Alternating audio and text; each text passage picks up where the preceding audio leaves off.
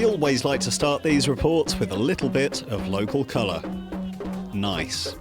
But let's face it, with 2 days to go, the only colour we're really interested in is red.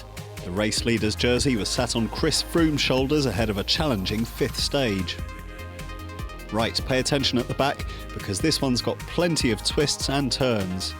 Starting at Al Alam Palace, the 144k route heads out past Muscat before doubling back on itself, then due southwest, then back again, before heading to Boushar Almarat. It's all uphill and downhill in the last third. Yes, those big nasty lumps at the end of the profile. Today's got 3 quite solid climbs in the final, so no doubt we're going to be tested there. But I think we've got a strong enough team that should be able to control it, and possibly 1 or 2 of the sprinter teams may want to get involved also to try and bring it down to a sprint. Yes, but we're not quite sure Mr. Contador, 24 seconds in arrears on GC, will let the sprinters off so lightly.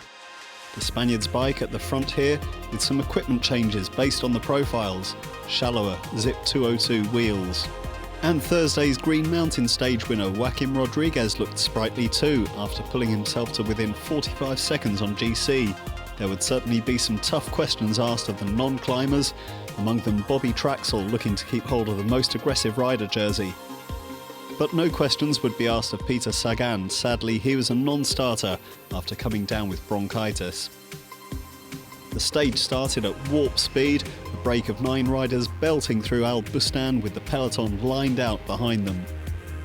They were Omega Pharma's Zdenek Stybar and Matteo Trentin, his teammate, Greg Van Avermaet of BMC, Radio Shack's Markel Irizar, Jesus Hernandez of Saxo-Tinkoff, Andriy Grifko of Astana, Alexander Kuczynski of Katusha, Sebastian Minard of AG2R, and Andreas Schillinger of NetApp Endura.